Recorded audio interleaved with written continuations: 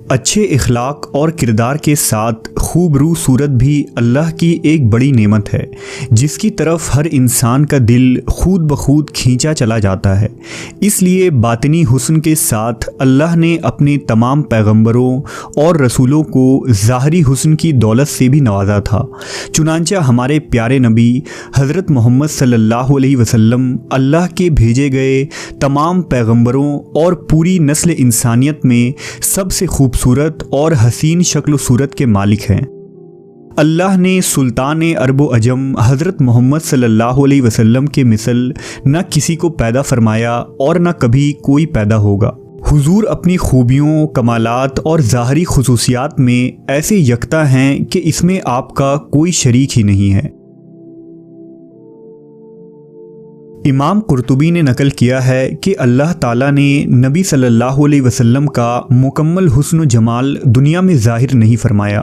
اگر حضور کا مکمل حسن ظاہر کر دیا جاتا تو کسی میں حضور کی طرف دیکھنے کی صلاحیت نہ ہوتی۔ اللہ نے اپنے محبوب نبی کو جمال عطا فرمایا تھا۔ دراصل حسن صرف رنگ کی سفیدی، جاذبیت اور ظاہری بناوٹ کے خوبصورت ہونے کو کہتے ہیں، جبکہ جمال پوری جسم کے تمام اعضاء کا درست ہونا اور جسم کے تمام حصوں کے پرفیکٹ ہونے کو کہا جاتا ہے کہ اس سے آگے پرفیکشن کا کوئی تصور ہی نہ ہو۔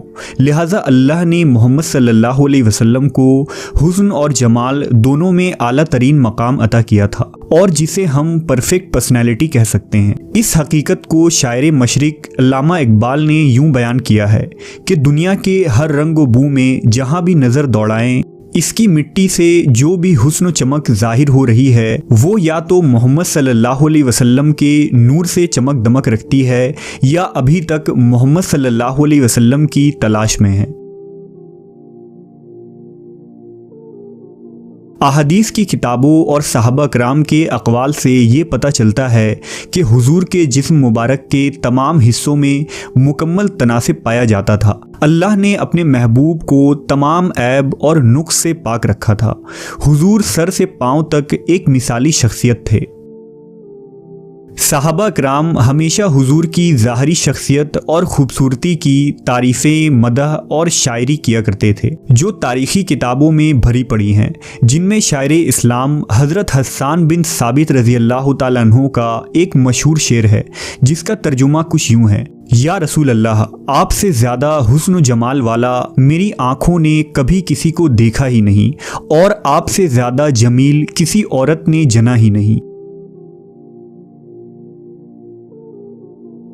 حضرت ابو ہریرہ، انس ابن مالک، عبداللہ ابن عمر، کعب بن مالک، جابر بن عبداللہ اور حضرت برا بن عازب رضی اللہ تعالیٰ عنہ نے حضور کی خوبصورتی اور جسمانی بناوٹ و حلیہ کو جس طرح بیان کیا ہے، اگر ان تمام روایتوں اور اقوال کو ایک جگہ جمع کیا جائے تو وہ کچھ یوں ہے: حضور کے جسم مبارک کا رنگ گورا سفید تھا، گویا ایسا معلوم ہوتا تھا کہ آپ کا بدن چاندی سے ڈھال کر بنایا گیا ہو۔ حضور کا جسم نہایت ہی نرم و نازک تھا، جس سے ایک خاص قسم کی خوشبو آتی تھی۔ صحابہ کہتے ہیں کہ حضور کے جسم کی خوشبو سے زیادہ اچھی ہم نے کبھی کوئی خوشبو نہیں سونگھی، یہاں تک کہ حضور کے جسم مبارک سے گرنے والے پسینے کو ہم جمع کر لیا کرتے اور اسے بطور عطر استعمال کرتے تھے۔ لہٰذا حضرت انس کی والدہ بی بی ام سلیم رضی اللہ تعالیٰ عنہا حضور کے لیے ایک چمڑے کا بستر بچھا دیتی تھیں اور حضور اس پر دوپہر کو لیٹ کر آرام فرمایا کرتے۔ لہٰذا آپ کے جسم مبارک کے پسینے کو وہ ایک شیشی میں جمع فرما لیتی، پھر اسے ایک خوشبو میں ملا لیا کرتی۔ اس لیے حضرت انس نے وصیت کی تھی کہ میری وفات کے بعد میرے بدن اور کفن میں وہی خوشبو لگائی جائے جس میں حضور کے جسم مبارک کا پسینہ ملا ہوا ہو۔ حضور سر کے بال رکھنا پسند فرماتے تھے۔ آپ صلی اللہ علیہ وسلم ہمیشہ پٹے رکھا کرتے تھے۔ کبھی آپ کے بال آدھے کانوں تک رہتے، کبھی کانوں کے لو تک اور کبھی کندھوں کے قریب تک رہتے۔ اگر سر کے بالوں میں مانگ نکل آتی تو اسے رہنے دیتے، ورنہ مانگ نکالنے کی کوشش فرماتے۔ حضور اپنے سر اور داڑھی میں ایک روز درمیان دے کر کنگھا کیا کرتے تھے۔ آپ اکثر سر میں تیل لگاتے اور سر پر ایک کپڑا ڈال لیا کرتے۔ آخری عمر تک حضور کے بال بہت کم سفید ہوئے تھے۔ اور آپ کے داڑھی مبارک میں صرف 17 عدد سفید بال تھے، اس لیے آپ نے کبھی خضاب نہیں لگایا، البتہ آپ کبھی کبھی مہندی کا خضاب لگانا پسند فرماتے تھے۔ آپ کے بال نہ بالکل گھنگریلے تھے نہ بالکل سیدھے، بلکہ درمیانی کیفیت کے تھے۔ حضور نے حجۃ الوداع میں جب اپنے بال اتروائے تو وہ صحابہ میں بطور تبرک تقسیم ہوئے۔ بی بی ام سلمہ نے ان بالوں کو ایک شیشی میں رکھ دیا تھا، اور جب کسی شخص کو نظر لگ جاتی یا کوئی مرض ہوتا تو آپ اسی شیشی کو پانی میں ڈبو کر دیتی تھیں اور اس پانی سے شفا حاصل ہو جاتی۔ حضور کا چہرہ مبارک نہایت ہی پرنور اور خوبصورت تھا، نہ زیادہ گول تھا اور نہ زیادہ پھولا ہوا۔ آپ کے دانت مبارک آبدار موتیوں کے مانند تھے، جو سفید چہرے کے ساتھ چمکتے تو یاقوت کے موتی کی طرح لگتے تھے۔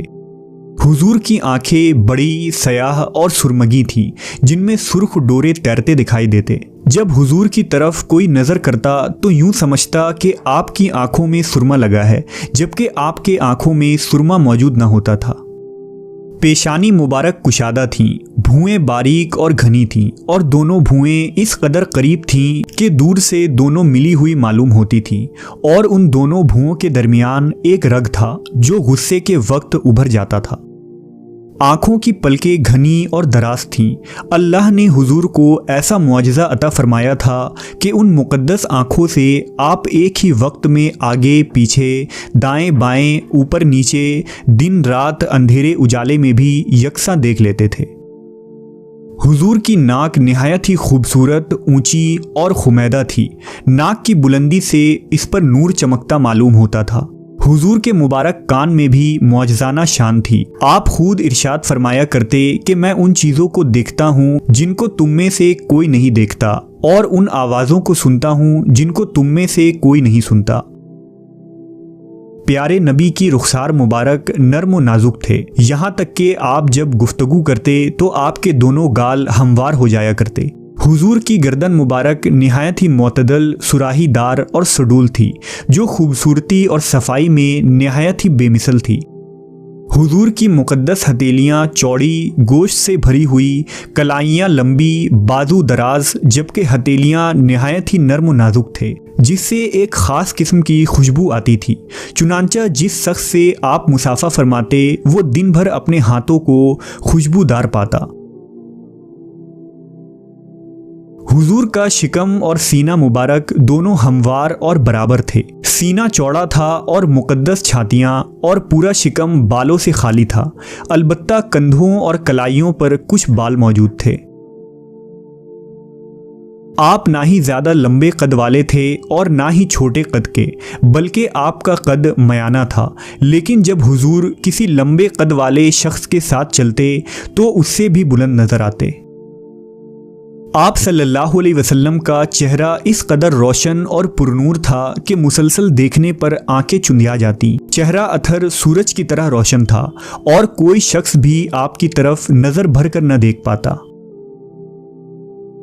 حضرت جابر رضی اللہ تعالیٰ عنہ کا بیان ہے کہ میں نے رسول اللہ کو ایک مرتبہ چاندنی رات میں دیکھا۔ اس وقت حضور ایک سرخ دھاری دار چادر اڑے ہوئے تھے۔ میں ایک مرتبہ چاند کی طرف دیکھتا اور ایک مرتبہ حضور کے چہرے کو دیکھتا، یہاں تک کہ میں نے فیصلہ کیا کہ حضور کا چہرہ چاند سے بھی زیادہ خوبصورت تھا۔ ام المومنین حضرت عائشہ فرماتی ہیں کہ مصر والے اگر میرے محبوب کے رخسار مبارک کے اوصاف سن لیتے تو حضرت یوسف کی قیمتیں لگانا بھول جاتے، اور زلیخا کو ملامت کرنے والی عورتیں اگر میرے محبوب کی پیشانی کو دیکھ لیتیں تو ہاتھوں کے بجائے اپنے دل کاٹنے کو ترجیح دیتیں۔ دراصل حضرت یوسف علیہ السلام اور دیگر حسینوں کا حسن حضرت محمد صلی اللہ علیہ وسلم کے حسن کی ایک خیرات ہے۔ حافظ ابن حجر لکھتے ہیں کہ ہر ایمان والے کا یہ عقیدہ ہونا چاہیے کہ اللہ نے نبی صلی اللہ علیہ وسلم کے بعد کسی کو بھی آپ کی طرح تخلیق نہیں فرمایا ہے، اور نہ آپ کے بعد کوئی آپ کے مثل پیدا ہوگا۔ کسی شخص کا ایمان اس وقت تک مکمل نہیں ہو سکتا جب تک وہ یہ تسلیم نہ کر لے کہ حضور کی ذات ظاہری اور باطنی کمالات ہر انسان سے بڑھ کر ہے۔